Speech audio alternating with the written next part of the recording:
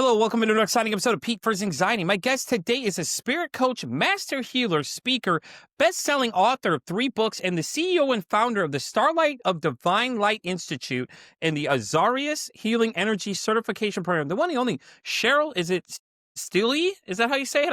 I'm terrible last name, Cheryl. I Okay, apologize. Stell. Well, so why don't you tell everybody a little more about yourself? Well, I have to tell you, it gives me so much fulfillment to do the work that I do and help people heal their blocks that they can't figure out what they are and really help them move forward in new ways and really become their unimaginable selves. And I think of when we're depressed, let alone severely depressed, we can't know who we really are. We're so far away from the truth. We never feel like we're moving forward, or if we do, it's so minimal. And then we often will second guess ourselves and that sort of thing. And, I was in that place myself uh, over 30 years ago. And it's never did I think in a million years I would be helping people full time in deep and profound ways. Never. I couldn't imagine it when I was depressed and I was diagnosed with severe depression. And I might as well jump right into my story, how I moved on Yeah, to definitely. spiritual path. It was so bizarre. I look back at it now and it almost feels like it was yesterday. So what happened was I was on the beach one day waiting for the tide to go out so I could pick oysters with my girlfriend. And she said, "Hey, why don't I practice kinesiology on you? Would you like to do that?" And spirituality was not a part of my world. I was raised Roman Catholic. I wasn't going to church, maybe rarely. And so anyway, I'm laying there on the beach and she's doing this muscle testing and saying all these words and saying, "Oh, it's this person," and she's clearing this, clearing that. And suddenly there was this huge ball of white light hovering above me, right above sort of my heart. And it was radiating the most intense love, just so much love. It moved me to tears. And I realized it was my deceased brother's spirit, my deceased brother who had taken his life about a year and a half before that. And I was just blown away and I'm waiting for her to stop talking. And finally she says, "Oh, it's your brother." And then she said, "And he's here." And she's shocked. And I said, I know. And to make a long story short, I won't share with you all the details, but his message to me was to start meditating. And she had never had an experience like this. She never channeled a spirit. She wasn't a medium. Neither. This was new, totally new for both of us. And what happened was I went and did a meditation course, I think for 6 or 8 weeks or something, but it wasn't through the practice she was teaching. What happened was I shifted the practice with the breath, which I'll talk about here today. I'd love to share all that with you. And I started accessing all these repressed emotions, all this stuff from my early childhood and everything, and started to heal myself. Now, I had been diagnosed with severe depression a few months before that, severe. And I ended up being on a very strong antidepressant. Once I started meditating, my doctor, I went to him and I said, I want to get off of these. And he said, "Well, no, you'll be on these the rest of your life." I said, "I don't want to take these pills the rest of my life." And I said, "They make me headachy." And he said, "No, headaches are not one of the side effects. It's not on the list, really." Well, I'm getting headaches that I've never had before. Anyway, and he said, "Think of it like blood pressure medication. When you end up taking blood pressure medication, you usually are on it for the rest of your life." And I don't buy into that either. So what happened was within a few months of doing this particular type of meditation that I started to do and healing myself, I started healing early on. I went off those antidepressants. I got myself off those. And every single time I saw the doctor after that, he would do all these, quizzes and tests on me and everything. And he said, "Just keep doing what you're doing." Now, I will say in the beginning, if I stopped meditating, I would start to spiral down again. So I just, and my sister-in-law, who we were very, very close, and she would point it out to me, "Cheryl, we talked a lot on the phone, and she would sometimes say, "Cheryl, are you meditating?" And I'd say, "Oh, I haven't for a number of days." And she would say, "I can tell." And I would say, "Wow, okay, I'm gonna start meditating again." So I thought, let meditation be my medication. And I got Yeah. off the antidepressants, and I never had to go back, and my doctor was so impressed. And he was doing a lot of research. He was not just a general practitioner, but he was very personally interested in depression and was doing all kinds of research. So he was using me as a guinea pig over the years, and that's how it all started. I mean, that's so cool though. I mean, you don't have to take medication. And I hate when people say that. They're like, well, you have to be on medication the rest of the time. It's like, but I don't. Like, I don't. There's so many different things nowadays you can do. Like, you were using meditation, and clearly you could see it because everyone around you could tell the difference. I love when I hear that too, because it's the same thing with me, because my situation changed. And a lot of people said the same thing. One of my friends, she came to me and said, "Hey, Pete, you seem a lot happier now than you were before, and it's like, yeah, because I'm not in the same constant state of having to be on alert always.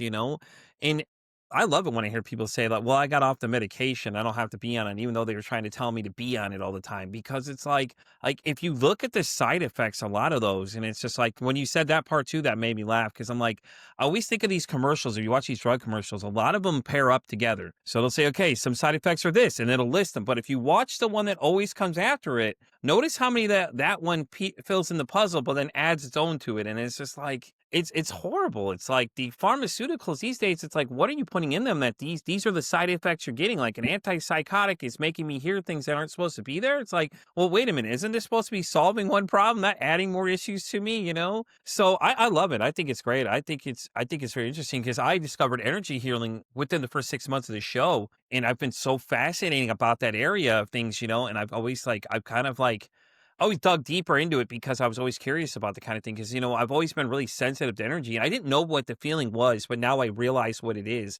Like, I can sense people's energy. Like, I couldn't tell you what it was before. It was just this weird kind of like tingling feeling. It's almost like a spider sense. Like, I'm a huge nerd, so I use a lot of a lot of superhero references things. So I call it my spider sense. Like, within for a few minutes of meeting somebody, usually I can read their energy. I can tell you whether I like them or not. Now, if I don't like them, I get a real weird pit feeling in my stomach, and I always can never explain what it was. But after meeting this energy healer, it made a little more sense after we kind of just started dissecting it a little bit. We looked into it. So when you said you could see your brothers, the force of that little ball right above you, that was your brother. I was just like, oh, that's so fascinating. I'm so interested because it's so cool to hear these things because we don't really understand a lot of these things, and people can't say it's not real. It's like, even your better half saw the same thing too. She saw the same thing. So it's not just you, it's another person seeing it. So they can't say, well, Cheryl, you're hallucinating. How? If somebody's seeing the same thing I'm seeing, it's clearly something there.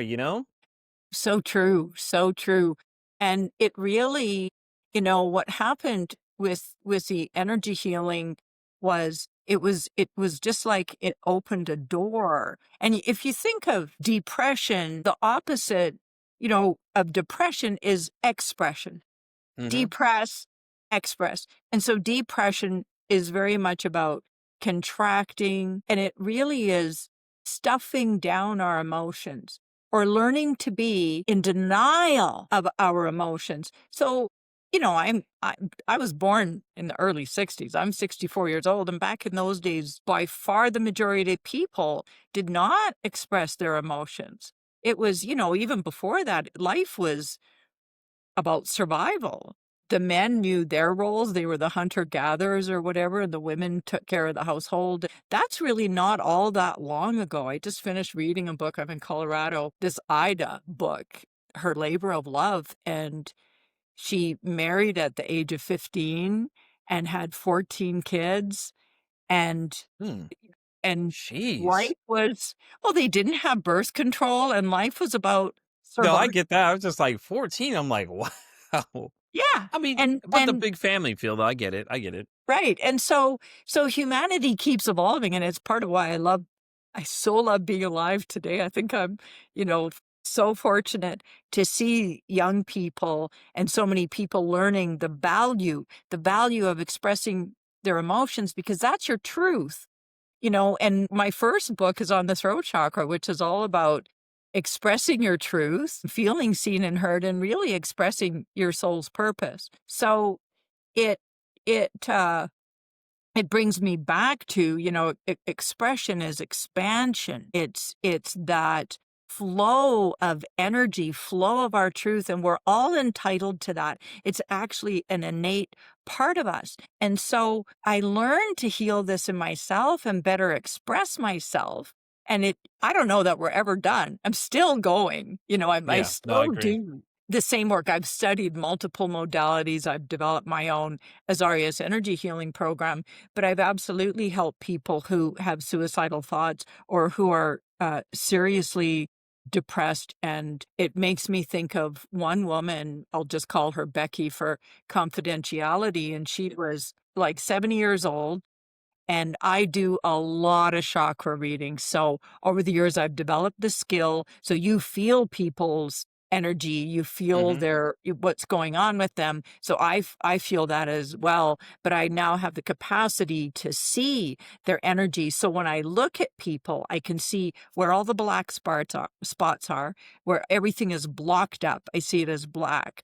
And then I see where your light is. And Curlian photography has proven that, we are made of light. So I see where the energetic flow is happening. And when she came to me for a chakra reading, I mostly just saw light gray. It was like she had lost her light. I'd never seen anything so severe. And I thought, I actually kind of knew she was going to die soon. And I meditated on it and I tuned into it. No, it's not her time. It's not her time. And so she ended up working with me and what she discovered so much about herself. And she discovered, I clear the blocks. It's all those repressed emotions, and underneath those repressed emotions are the subconscious beliefs, things that are running the show, the beliefs that we have about ourselves that we don't even realize are there, and they are operating in the subconscious in the left brain. And so I helped her clear so much of this. And then we move into the empowerment piece. And what she discovered is that she truly is an artist. And when she first discovered it, she totally rejected the idea, denied it. No, my mother was an artist. I could never be an artist like my mother, right? The whole comparing thing, the whole Yeah. comparing thing. Well, by the end of our brief time, it's 10 weeks, working together, she was creating art, and she's now had exhibitions, and she's dedicated her life seriously to doing art. And she ended up, I do breakthrough retreats. I help people have major breakthroughs, and they're 5 days long in person. And she came on one of those, I don't know, it was about a year or maybe more after we were working together. And then she confided in me. She said, Cheryl, I never told you this, and it feels appropriate now. I need to tell you that when I met you, I was seriously contemplating taking my life. I didn't want to live anymore. I had a feeling, Cheryl, that that's where that was leading to. The minute you started saying, I had to tell you something, I'm like, ooh, she is suicidal watch. I just had that feeling like when you read the gray energy, that was the gray that you saw there. So not to cut you off, but I had to say that. I was like, I was feeling that's where we were going with that too. Yeah. And it's really because she had similar conditioning to so many people. So it really is it's what cracks me up about her now. We stay in touch. I like to stay in touch with my clients and my past clients. And so I sort of follow, I'm not on Facebook much, but I'll go and check out her art and get the latest on what she's doing. She also started writing a blog. But the funniest thing is this woman who had like next to no light left in her is now nicknamed Sparky by all her spiritual friends because they just say, you have so much light. You have so much light. And so I just love that. And it's not so much about me saving her. She was desperate enough for the change. She truly was desperate for the change. She was looking for love outside of herself. She was looking for fulfillment outside of herself. She was looking, and what she discovered, it's all inside her. And that's where she finally went and discovered the beauty and the amazingness of her being. Like I said, though, I was feeling that anticipation. You watch, that's what bet you that's what the gray was. Like I had a feeling when you started saying, "Oh, you saw the gray," and then she's like, "Well, I need to tell you something." I was like, "Oh, I gotta say it. I gotta say it," because I knew that's what it was. I had a feeling. I was like, "I bet you that's what she's gonna tell her." And lo and behold, that's what she said. And it's scary when you look at the numbers, though, because like before I started this show and after I started the show, I started learning more things and like I started evolving as a person. I found out I'm an empath and all these other things. And then, I started going into a little bit of human design. I haven't really gone too far into it yet, but I do have a guest I invited to come on to talk about human design because I like to do a lot of like different things. Like I've done astrological star readings, and just because I was curious. So I did my own. We did a live episode where we had done one where the woman had come on and was reading it. And it was interesting to find out though, the different things that she didn't know about me that she was just reading just off of what this chart said. She was just reading these things out. So all this stuff is so fascinating to me. And then, like I said, that energy healer is the one that changed everything for me. As soon as I met her, then I started going down this path. And then I started meeting other people that were in the energy healing space and things like that too. And one of my good friends, she actually runs a podcast called the Metamorphosis Project. She had been on too as well. We were discussing it for a little bit. It was so fascinating, because like when you go into these things, we're made of energy anyways. If you think about it, really, at the end of the day, that's what we are comprised of. Everything around you is made of energy. Everything has energy. You can feel energy. And, the fact that I could feel people's feelings too, it made a lot of sense when I found out that I was an empath because I was like, well, now that makes a lot of sense why I can feel these people's energy. Like I could read people's emotions a lot of times too, and I like to watch people and I know it's like people watching. Like you like to watch what people do because the different mannerisms they make and things like that give away different tells of things about them, and as you go, you kind of learn how to read what people are, or if something's bothering them, usually you can tell. Like we've had it happen on the show where there's a guy who came on, he was talking about suicide, but the way he came about it was like he came on and I was like, I knew something was really different about him. It's like, okay, something's really bothering this guy. And he wouldn't say at first what it was. And then all of a sudden he was just like, hey, Pete, let me tell you, can I tell you something? I was like, yeah. Well, he started going into the fact that he lost his friend to suicide a few months ago. The whole thing was like the setup was that the friend was like making big changes in the world. We look at currency and things like that. And then for whatever reason, he decided to take his life. And he was so jaded about it that he said that morning of the show, he had thought about taking his own life that morning. And he went into great description about it. And I was like, oh God, here we go. Like, this is the first time I've run into this conversation when it came up, because like I knew we were going to get into this topic eventually, but I didn't know we were going to get that deep that fast with him. But later on, when I had done the birth chart reading episode, that I found out that there's something in my star chart that says that people will come to you and tell you things that they normally don't tell people. So thought back to that episode. I'm like, well, hey, wait a minute. At the beginning of the year, I met a gentleman that did exactly that. He's like, well, I didn't anticipate telling you any of this, but he's like, I want to tell you something. And he told me after we got off the air that that's what his plan was. He's like, I never intended to tell you any of that. He's like, I just felt comfortable enough to tell you. And I run into other people in what I do now, my normal workday life, that they come up to me and they'll tell me that same thing. That same statement kept coming up until I met the woman that had done the reading with me. Carmen Turner came on and started saying, well, listen, in your birth chart, it says right here that, I'll come up to you and tell you things that they never anticipated telling you. And I was like, that's weird that you say that because I've been having that happen to me up until this episode. I never really could explain what it was, but then lo and behold, the stars have said that it's right there. And she's like, yeah, it's right here in your chart. It's in this area. And we were discovering like the houses and things. We got all really in depth into it.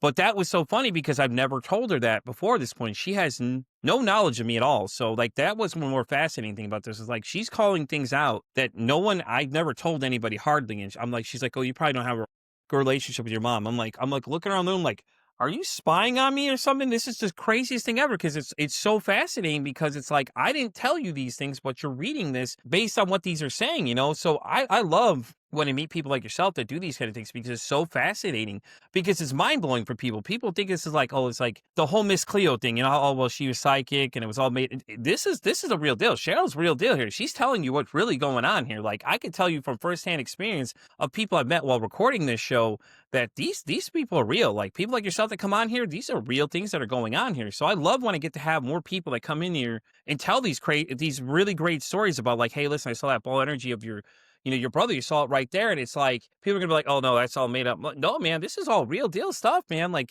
listen, if you are not believers at this point of listening to this show, I don't know what else to tell y'all, man. Cheryl's the real deal over here. The things she's telling you are not fake at all. These are all real. Yeah, so real. As a matter of fact, even when I did have that profound transformative experience, after a few days, I was second guessing myself. Did my brain make Hmm. that? Did my brain make it up? But, then I just reflected on it and I could feel the truth in it. And I just want to speak to a little bit about, you say you're an empath and people will tell you things, that goes along with being an empath. And to me, being an empath is a superpower. And when we first discover our empathic skills, it often feels like such a detriment to our health. How do we get out of this? How do we stop it? We want to push it away. But the truth is, it's a superpower. And so the more you can clear your own blocks, the more you can feel your own emotions fully and allow them to flow through you. Emotions are energy emotion. They're meant to pass through us. And so to be someone who can be empathic and compassionate and caring and allow people's emotions to flow through you really is a superpower. And people say, well, they want to protect themselves from others. Well, there's, separation is an illusion. We're kidding ourselves when we think we can truly energetically protect. And why do you want to? If we can see the divine in Hmm. every being, at least even try, we really are all one. We're united. We're all part of the same matrix, you could say. We're all part of the web of life and source, God, whatever word you want to use. And if it's okay, I'd like to talk about Yeah, if go ahead. anxiety versus depression. And I'd like to give everyone here the skills that I use. And by the way, Pete, if you'd like me to do a chakra reading on you, I'd love to offer you a complimentary chakra reading. Yes, I was gonna ask you about that for sure. Heck yeah, I'm down.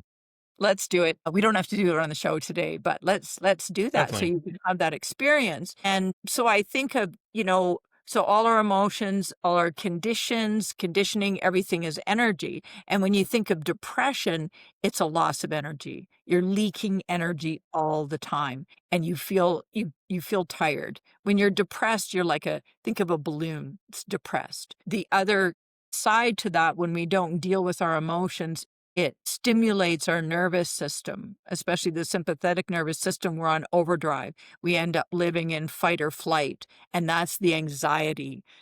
We hold in too much and it's ramping us up. And it's so hard on the nervous system.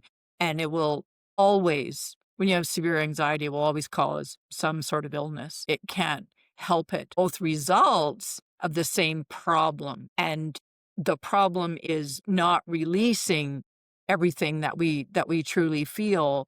And then, like I said earlier, the subconscious beliefs. So what do we do about this? So I'd like to explain what I call the ACE method. It's just easy to remember. A is for access. You want to access those subconscious blocks. So we're going into the subconscious.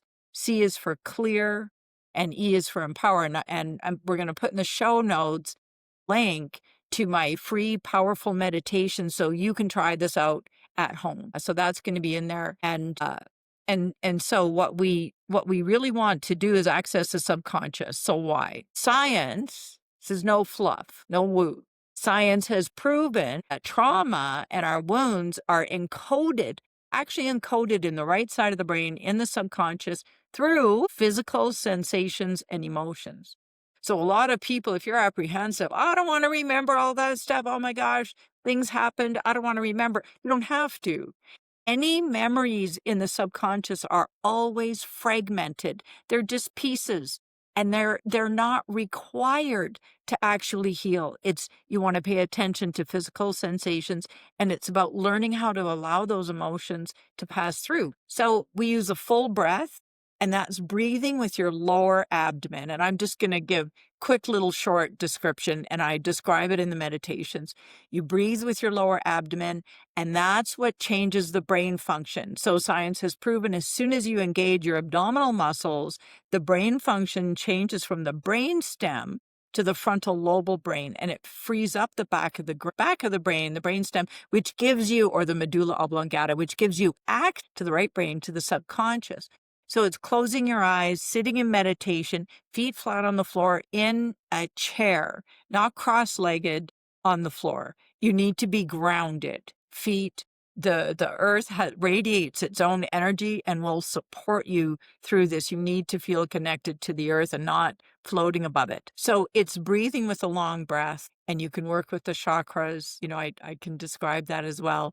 But then we move from A is for access to C is to clear. And so how do we clear that? You keep breathing through them. You keep breathing through the emotions that come up, and you breathe through the nose. And then you do what I call follow the emotional thread. So you might start by thinking of somebody that did something that really upset you, and you're angry, and you notice the next day, wow, I'm still angry with them.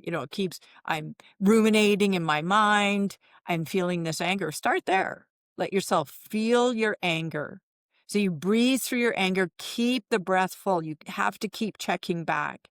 And then you move down to what's underneath the anger. You know what I most often come across that's underneath anger is sadness. It feels sad, and the sadness is too hard to feel, so they protect themselves. You protect yourself with anger. It's just an example. So you go down and breathe through the next emotion, and you keep following those down till you get the deepest emotions, which are often confusion, if you believe it or not, because when we first learn to hold in our emotions, we can't process them. It's often in our toddler years, and the toddler feels completely confused. So confusion is normal. And the other is, things like shame. Fear is always in the mix, always in the mix. And so it's breathing through those. And then you can move from A is for access, C is for clear, E is for empowerment. And this is the fun part. And wherever you get to, and I encourage you to go back to asking yourself, when did this emotion first begin? When did it first begin? And it always goes back to early childhood, really, and eventually in the toddler years. And you can reparent yourself and always let your younger self know that you didn't deserve what happened. It was never your fault, and you didn't do anything wrong. And that disarms. And you speak it with the truth, and you love your little self up. And the next thing you know, your little self feels better, and new emotions are going to come, and new subconscious beliefs. I feel joy. I feel safe. Wow, the world is a good place. Things like that. And then you continue to breathe through those, because what happens with the brain's neuroplasticity is you access all the darker energy, all the repressed emotions in the subconscious. When you clear them, you can reprogram. That's the brain's neuroplasticity. You can create new neural pathways or put new energy in, and then you continue to meditate on that for a week or two to fully integrate, and you just turn around and you're different. It's always was never surprising really anymore, but people come to me all the time after, 1 week, and they go, wow, I did this week. Oh my gosh, I said this to so-and-so. I would have never done that before. Mindset work has its place, but this is so much deeper. I love to go deep. And so many people say to me, Cheryl, nobody goes deeper than you. It's like, let's get to the deepest layer, because that's giving you the biggest bang for your buck in your healing and empowerment. So if you remember the ACE method, A is for access, C is for clear, E is for empowerment, click the link to the free meditations. Definitely. Like she said, we'll have those on the show link below everything. All the descriptions, video, we'll have all that stuff in there. So I did want to touch on when you said talk to your inner child, because episode 2 of the show I did for this season, we actually met a man named Julian. He came on and me and him were talking, and we were talking about my own trauma I dealt with, and he was giving me this exercise where you talk to your inner child self, and you kind of like do the same thing. It's similar to what you were saying to do. And, he was like, let yourself know it's okay, and things like that too. So instantly when you said that, I started thinking about that conversation me and him were having about it, and like I said, it was helpful though. I've had a lot of realization since I met him early on recording the beginning of this season, and I've done a lot of reflection upon stuff. I'm having a lot easier time to go back and see where my faults were over the years. And then I'm coming back and accepting the fault of them, because that was one of the big things I'd had struggled with, was accepting fault for the things I do. I never wanted to take blame, but now after, that and those exercises he was teaching me, it seemed easier to start kind of picking apart the things of where my fault lies, like I can only accept the blame for myself. Whatever the other person's part in this was, I can't really control them, so I can just worry about my own self, so like I have to take ownership for what I've done, and it's been getting easier as I go. So I love it when you're teaching them that method, because it really works, guys. I'm telling you. Julian's methods were a little bit different than Cheryl's, but the same result is there, though. You're going to get to the same end result. You'll feel a lot different afterwards, because you'll start to realize, when you're talking to your inner child, it becomes easier to start moving forward with things. Because for me, forgiveness for my mom and my whole situation, it's hard for me, but it seems like it's getting easier as I go, because I'm just kind of working on it little by little, and it's not going to be a quick turnaround. No, Cheryl's not telling you it's going to be 10 minutes later, you're going to feel great. You got to put the work in. I think that's the part a lot of people struggle with from a lot of previous guests I've met, though. A lot of people say that a lot of times that's the part where people struggle the most, is putting the work in, because people are like all excited, they want to do these. And then it's like, when it comes to the work, then they're like, oh, well, I don't know. I don't want to do it anymore now. But, if you put in the work, Cheryl's just telling you right now that it works. She's got people that have done it and it works. It's a proven method. Clearly it works. So, it's just doing the work part isn't going to be fun. You're going to have to deal with a lot of things coming back. Sometimes, like, especially for me, I've had to take a lot of, sand in the face, kind of, proverbially, like I got to deal with a lot of things I did that I'm not proud of, but it's like you accepting blame for it. The other people in the conversation, a lot of times, will see that. Like, me and my kids don't have the greatest relationship, but recently we've been talking a little more, as I've been accepting my faults for the things I've done and things I've said. And, and they can see it too. They can see the changes I've made and things like that as well, so it's those little things that make a difference. Yes, and it's so much about our lives are about taking Mhm. responsibility. We responsible for. So it is looking over our lives. What can we own now? What can we own? And to make retribution. And then going forward, what is, the root chakra is all about safety and stability and creating safety and stability. And when we have depression or anxiety, we don't feel safe in the world. We don't feel totally stable, period. So it's a root chakra issue. Everything really goes back to the root. And then the second layer of that, once, that's what I help people with, number one. And in the meditations, you're going to click on the third meditation is creating safety and stability in the root chakra, because it starts to give you a whole new foundation. And then once you accomplish that, then you can move into trust and faith. You start to trust yourself. You start to have more faith in yourself. We react instead of responding when we don't feel safe. And then we learn to not trust ourselves, not trust others, and not trust life. So then we learn trust and faith. And then that moves into responsibility and accomplishment. What are we responsible for in accomplishing that? And at the highest level, what is the soul chosen to be responsible for? And so whether we're experiencing anxiety in our daily lives or depression, is serving us. It's serving us. Know that your soul signed up for that. Own it. Own it. I chose this. This is helping me grow. And one of the things, be careful. You can do this work from the level of the mind, and your left brain will be very satisfied. It's when you stay with the full breath and go into the subconscious that you're reprogramming, and that's where you see the bigger results.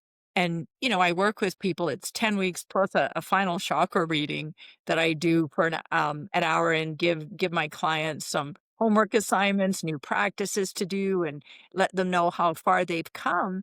And I ask all my clients, did you ever think you'd become the person you are now? I say, no, I couldn't imagine this. Could not imagine. So my point is, you don't know how powerful you are, how amazing you are, how truly loving you are, your capacity for connection and your capacity to speak your truth. Until you do the work, you can't know. And it's all waiting for you. And so I love what you say about looking at your faults, and it really is about taking responsibility, owning it, and all those things served you. And you can now turn them into a way to connect and to become Yeah. truer you, the true Pete. That was not the true Pete. You're No, I agree. your true self, embracing why you're here. So, Cheryl, I'm going to change the conversation a little bit. Let's talk about the Star of Divine Light Institution and your energy healing program. I know I was going to mess up Azarius. I already know. But let's talk a little more about that. What exactly is that? I mean, you are the CEO and the founder. So when did you start? When did you find that? Well, what happened was I believe that God, source, the universe speaks to us through others. And I had never wanted to start a spiritual school. I had one very bad experience at it. I mean, I was in a spiritual school for a long time, but um, I just realized there were a lot of problems and a lot of dysfunction. So I just thought, I'm never going to start a spiritual school. And I remember my husband saying to me, "You're going to end up starting a spiritual school." And I said, "Never, never. I will always just be Cheryl Stelte." And he said, "Why not?" And I said, "Because I want people to come and go as they want. I don't want an institute. I don't want a cult. Nothing like that. Nothing cult like, just freedom, freedom." And so I had a number of clients asking me to learn the type of energy healing that I did. And I was just like, wow. And so I was paying attention, and I would say, okay, well, maybe one day, I don't know that enough people would be interested. Well, it just seemed that there were more and more people asking. So I decided, okay, I'll teach what I do. So I taught the program, and it was a long-winded descriptive name. I think there were 7 or 8 words in the name. I mean, it was ridiculous, but I wanted it to be very clear what it was and what it was not. So I taught that program. And then one of my clients, who was also a psychiatrist and a functional medicine doctor, she did the course. I had a surgeon do the course once as well. And she came to me and she said, "I'm telling all these people about this, certification I have." And they all say, well, what's the name of the school? Like, where did you go? There is no school. And what's the name again? How am I going to remember that? And so she came to me and said, I need to belong to some school or something. She said, "This is important." And she said, "And I need a shorter name for this modality that I've learned." And I could just feel the truth in what she was saying. And I said, "Okay, all right." So I, of course, meditated on it. And there's an old Sufi prayer, and it has this phrase in it: that the star of the divine light shining in thy heart be reflected in the hearts of all. And it goes on. And that phrase just always moved me. It just always, a star of divine light. And I think of the Star of David, etc. Hmm. That, as soon as I closed my eyes, that became very clear. It's the Star of Divine Light School. I didn't want to use the word school, so I called it institute. And it's an online institute. And then for the name, I teach the clients to merge. We do a lot of merging where you become the other. And so when you do this as a practitioner, when you do this type of healing modality, it's not you doing the work. I trained in other healing modalities where it's the person and you learn to move energy and to do all sorts of things. But with this, you move into very much an altered state, and we merge, which is a practice I learned in shamanism just like a year after I started meditating, a year or two. And so we merge with the great healing Archangel Raphael. What I discovered in my meditation, I was guided to look up when Archangel Raphael came to Earth as a human. I was like, what? What? So I Google searched it, and sure enough, Archangel Raphael came to Earth as a human named Azarias. And he helped us Okay. fight the bias, and there was this whole story. And then it was clear, oh, the name, because we're humans disguised, right? Or we're Hmm.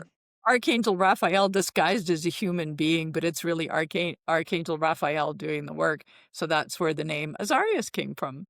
So you beat me to the punch. I was going to ask you where you got the name for the program, but that makes a lot of sense. So, and real quick, the school name. I don't know if you ever seen that movie with Ben Stiller called Zoolander, the one where he's the model. He's like, "Well, I want to start the Derek Zoolander School of Kids Who Can't Read or write." He's had that real like drawn out title. I was thinking the same thing when you said when you said the title name originally was too long to remember. I was thinking about that the whole time. I'm laughing in my head, going, "Oh my god, that's similar to that right there." Classic. But that's so cool though. That's great though. I mean, because like I said, you already beat me to the punch of that one because I was going to ask you where you got the name from. But that's so cool though because you were meditating and it led you to go to look this up and you're like, well, okay, you know, you were feeling enough that you were trusting enough what your meditation was telling you to go do, so you went and did it, and lo and behold, it made sense afterwards. I love hearing these stories when people do these things because it cements it more for people that aren't really sure, like if they're not really sure if it's really a real thing or not, because you're everybody's skeptic. And I don't blame them these days. A lot of people are skeptical about things. I could see that, and I think it's great. I love it. I love listening to this story. It's just so great to hear like how this whole thing came together. And like I said, the school name had me laughing, by the way. That was great. I was like, yeah, there's so many titles in there. And it's like, yeah, yep. And I could feel that one too. So, but that's so cool though, because you're teaching people, you're basically empowering them to do the work. And you're just you're basically teaching people how to guide them to get there, essentially. Am I not correct? Is that not how it works basically? That's right. And you're bang on in that I really help people. All my clients, I teach them how to become their own energy workers. That's what they're doing. And then they could go off and do it on their own. And sure, occasionally, life happens, crisis happens, and they Hmm. might be having a hard time, then they can come and see me again. But they have the skills and they continue. I just had a woman write me and let me know she had just a lot of issues. But the long and the short of it was she wrote me and sent me this blog. She had created a post. She hadn't started the blog yet, but she just wanted feedback. And I guess she sent it out to about 25 people. The writing that she did, I was so moved. It was so profound. It rung with truth and beauty. And I was just so impressed. And so she got such great feedback on it. She decided to move forward. So now she's a blog writer. There She you go. never considered writing a blog before. But it's people start to move. You don't know what you're going to end up doing or who it's really about becoming. You don't know who you're going to become. So, I could yeah. relate to that though, because before I start this podcast, though, I didn't think I'd be where I'm at now. Had I told you a year later the list of people I've had on this show and the people I've met along the way, I would have just looked at you and been like, yeah, you're kidding me. Because I've always wanted to start a podcast. And then one day I just stuck with it. I just kept going with it. And I tried a little handed at first, did a little silliness at first with some friends, did some things. And then I saw that people started listening. Like the first season I did was just these wild stories of things that you couldn't even make up that I've literally experienced myself. And I had people listening to this stuff like, okay, well, cool, something's there. People like to hear what I'm saying. So I went on, played a little bit, a couple seasons into it. It didn't really work out well with the other people, which is fine. It happens. So when I stopped to do this one, I had done a thing on men's mental health, and I think that's the one that triggered it the most. It's like, well, why are we not talking about this enough? Like, you go and look, there's a lot of doctors that have shows. Okay, that's great. But a lot of people don't like therapy in general. So let's make it more palatable for people. So I'm like, okay, what about we just have a podcast where people have conversations? I invite people, professionals, other people that do other things such as yourselves, and other people that do different things, and other people that share their own stories. And then I was just sitting there one day, just like you were meditating about, the name for the program. It just hit me, Pete versus anxiety, because every day I battle my anxiety, because my brain tends to overthink things a lot of times. And if I'm, and from the beginning of this show to where I'm now, I feel like I have better control. And I've met a lot of really interesting people. In fact, even my therapist is actually a 2-time international bestseller. And I like to brag. I totally like to brag to people about this. So she laughs every time I say that. But, this show gave me the chance to meet all these different people and explore these different things, and I've just discovered new things as I go. And had I told you where I've been a year ago to now, after all the interviews, and in the first season of the show, I did like 200 plus interviews. So I had plenty of time and plenty of practice and many different people I've met along the way. I've hosted people like top 2% in their podcast categories. Like, if I told you I was going to be doing that today, I would never know. Just like the lady that was doing the blog, like she started doing it, liked it. I started doing this and I just love it. It's so much fun to do. I get to meet new people every day, and I meet a lot of people, a lot of different, and then I add them to my resource list of people I can use. So if I need something or something people are interested in, hey, listen, I got somebody that does that. Let me get you an extension. Here's their website.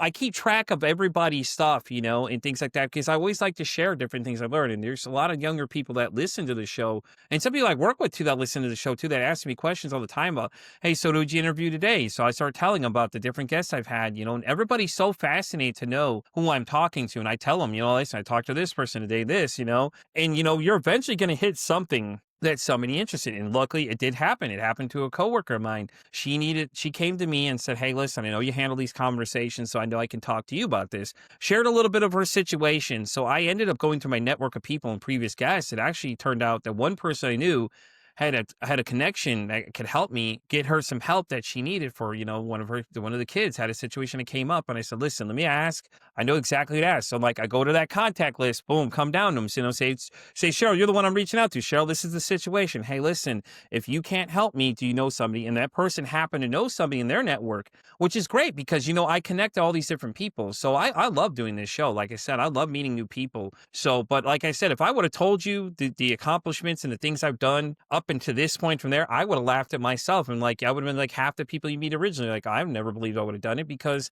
like, I don't know anything about podcasting. I'm learning this stuff as I go, but as I'm going, I'm learning new things. And more, every time I hit record it, I enjoy the conversations even more because I get to meet more interesting people. I get to learn new things. I get to add new resources, like the class. I'm going to go try the meditation myself. Like, come on now. I'm going to go check these things out because why not? Because then I can share with other people. Hey, listen, I met this great person named Cheryl. This is what she does. Hey, listen, this may be right up your alley. Why don't you give it a try and see what you think? And that way I could just share it out to other people because, I love to share things with people, things like that too. So, but like I said, though, I enjoy doing this, and I feel I can relate to the person that does the blog. Like, hey, you never know until you try, to me, it's like, why not try it? Because if you fail, you fail. I mean, at the end of the day, what happens? Didn't work out for you? Okay. At least you gave it a shot. True. So true. Just try. Right? Exactly. Have an experience. It's about having the Tell 'em. experience. Just have the experience. You don't, for me, it's not so much about the theory. It's have the experience and then Definitely. So, Cheryl, we're at the part of the interview where we start to wrap up. I ask all my guests 2 questions, okay? So the first question is kind of a fun one just to see what your response is, okay? So this question is kind of fun. So you ready for it? It is, so Cheryl, if your mental health had a song, what would that song be? See, I get the same response. Everybody's like, damn, that's a good question. The song that's coming to me is Jet Boy, Jet Girl. There you It's go. an old Okay. punk rocker song. Like, really having fun and letting loose. Definitely. I feel it. Like I said, it's always a fun one to start with people because it's so interesting to hear the responses. Everybody says the same thing. Like, damn, that's a good question. I'm like, yeah, I know it is. I know. And I got it from a friend of mine I met doing this show. She had asked me and I was like, you know what? Actually, that's an interesting question. I love music. So let's ask everybody the same question. So the next question, and the reason I started this podcast is that if you could break the stigma about mental health. Now, when I ask you this question, I mean something you see that like, every day that you're just kind of like, I wish people would stop believing these things. What would you say that would be? Stop believing these things. We're no different. None of us are really different. We're all the same. We're made of the same fabric. We're all lovable. We all deserve respect, and we all deserve compassion and understanding, period. Compassion and understanding regardless of what's going on with us with our mental health. Exactly. Cheryl, I couldn't say it any more better myself. By the way, Cheryl, before we wrap up too, did you want to plug the other 2 books? I know you had 3 books. I know you mentioned one of them. Did you want to mention the other 2 titles where people can go check them out as well? Yeah, my first book is Heal Your Neck Issues and Let Your Throat Chakra Shine. Even if you don't think you have neck issues, it's interesting. So many people do have some form of throat chakra issue. And that book led me to write my second book, Client Magnet, The Coach's Guide to Attract Ideal Clients Through Spiritual Awareness. And that book never planned. And it came from working with a number of coaches who didn't have clients. And I worked with them for a period of weeks and boom, they were off to the races with their groups paid for and everything else in a short time, just clearing those blocks. And I thought I was done. And then last fall, there just was an opportunity that came along and I was guided to write my third book, From Blocked to Powerful, which is really, it's all about gaining inner clarity and moving into authentic power, which I feel like is my legacy book because it has multiple practices from different modalities in it. And so all my books are very much workbooks. They have a lot of meditations in them, stories of, inspiring stories from people who have done the work. and have made great changes in their lives. So those are the books: The Throat Chakra Awesome. Book, Client Magnet, and From Block to Powerful. Love it. And Cheryl, real fast before we wrap up, how do you want people to reach out to you? You want to go ahead and plug the website? We'll obviously have that in the show notes down below for anybody listening at home. You can go to starofdivinelight.com. You can reach out to me on Instagram. The best way really is to click that link for the free meditations, and then you'll get into my email system. You'll get a response from me, and then we're connected. And really, honestly, if you want an insight session, you just want some quick understanding of what's going on for you, you can go onto the website starofdivinelight.com. Or the best still, the number one thing to do for yourself is gift yourself with a chakra reading. It's $75. It's not a lot of money, and you will get so much for that, so much value. And like all my work, if you're not 100% satisfied, you get your money back. Love it. And with that being said, guys, we're going to wrap up this episode of Pete versus Anxiety. Cheryl, thanks so much for coming and hanging out with us today. I absolutely enjoyed this conversation. I love it. I think what you're doing is great. And just keep going, man. I love it. The books are great. Let me know, though, by the way, if you come out with another book, we'll definitely have you come back and we can discuss the book and everything too, because I'm always big behind anything I believe in. I'd love to help people promote it too. So Thank you so much, Pete. It really has been an honor. thank you so much, guys. And with that being said, you know where to find me. I'm Pete versus Anxiety. I'm on TikTok all the way down to X. I'm on Spotify all the way down to Pandora Radio. And I always say it costs nothing, absolutely nothing to be kind to somebody. One kind act you could do could save someone's life, or hell, you can make their day. I'm Pete versus Anxiety signing off today saying, don't ask how your day is today. Say, hey, how's your mental health today?